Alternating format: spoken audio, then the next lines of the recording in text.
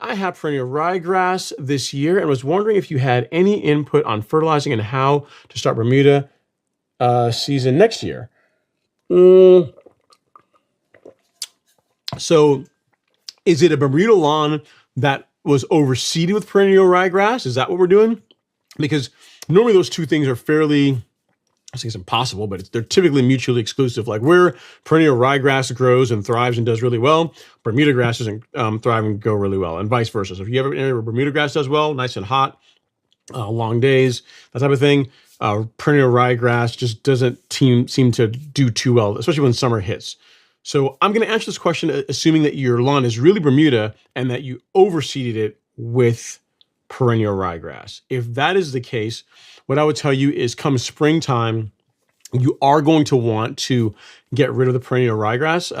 Depending on where you are in the country, if you're in Georgia, if you're my neighbor in Georgia, come like late February, early March, Bermuda's beginning to wake up, it's beginning to come out of dormancy. And around that time period, I'd say within the month of March is a great time to get rid of the perennial ryegrass. You're not going to want to let it die off by itself because it will negatively impact the Bermuda's ability to come out of dormancy and really establish and thrive and do really well next year. So the really bad part is, right, whenever perennial ryegrass looks its absolute best, which is typically in the early spring, you have to get rid of it if you want the Bermuda grass to look well. If you look at the Masters, like Augusta National, like that course is really Bermuda grass, but in April, like the entire course is overseeded with perennial ryegrass.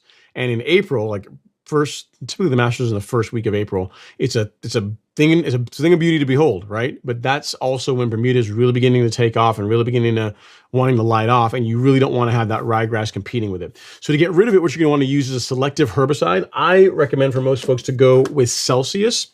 Celsius is a great choice because as far as herbicides that are gentle on warm season grass like Bermuda grass, but will also do a great job getting rid of the perennial ryegrass, Celsius fits the bill. It's also great for broadleaf control. So as far as like if I could have only one selective herbicide to keep on the shelf, it would be Celsius because it controls a ton of different weeds and there's no temperature restrictions on it as far as like being able to use it when it's cooler in the heat of summer.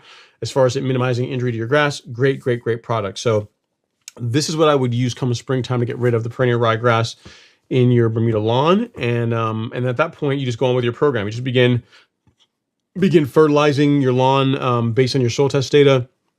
And, I begin in March with my lawn. Some folks wait till April to do so, but I'd say just begin working the program.